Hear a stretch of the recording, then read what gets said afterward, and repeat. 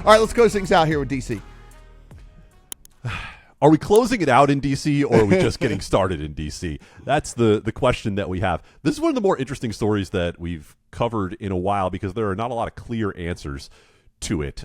There was a report late last week from an outlet called the Washington City Paper that the D.C. Attorney General is investigating Intralot, the lottery provider in D.C., and, of course, the ignominious former sports betting provider online for the district.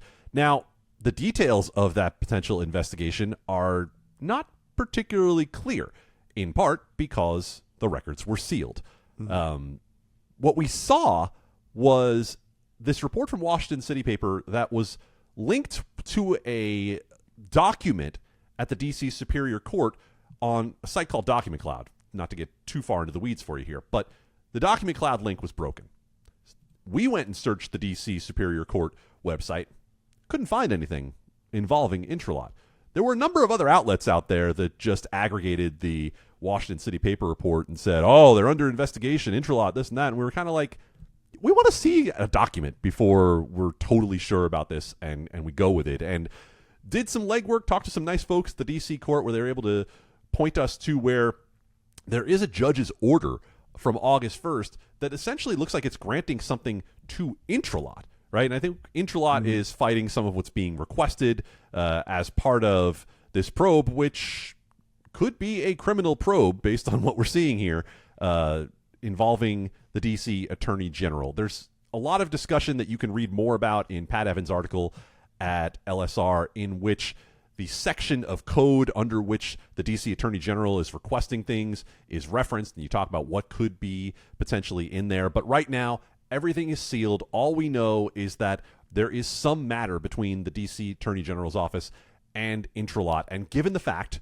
that we now have an open market in D.C. and that Intralot has fallen out of favor and that there were a lot of questions asked by us as it was happening about the no-bid contract that Intralot got and the subpar product that it provided over the course of almost 6 years, that we might be looking at further questions about whether it is the procurement of the contract, whether it is the execution of the contract.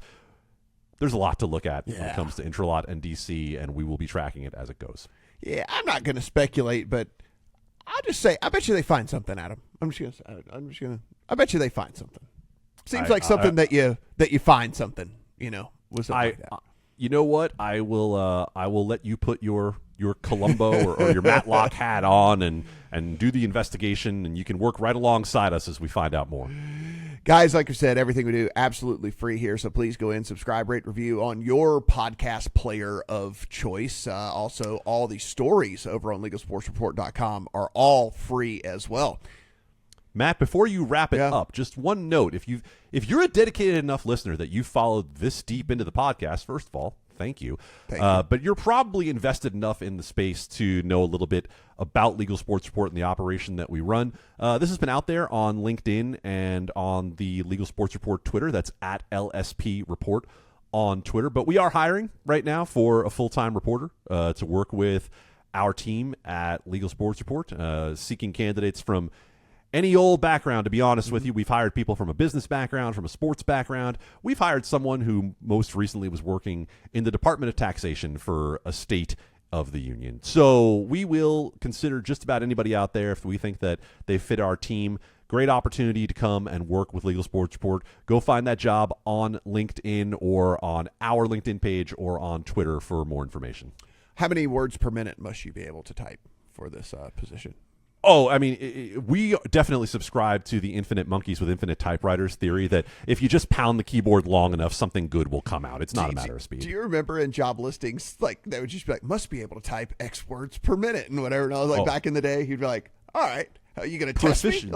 Proficiency in Microsoft Word. Yeah, that's not anything we'll be asking about. It's like, you gonna put me on the microscope? Really going to see how many words per minute I can type? All right, let's see. Let's see if we can figure that out. Again, guys, all the stories, everything we talked about here, you can go find the words over on LegalSportsReport.com. So please go in and take in Adam and company, everything that they are doing over there. They're watching and listening and reading and summarizing so you don't have to. For Adam, I'm Matt.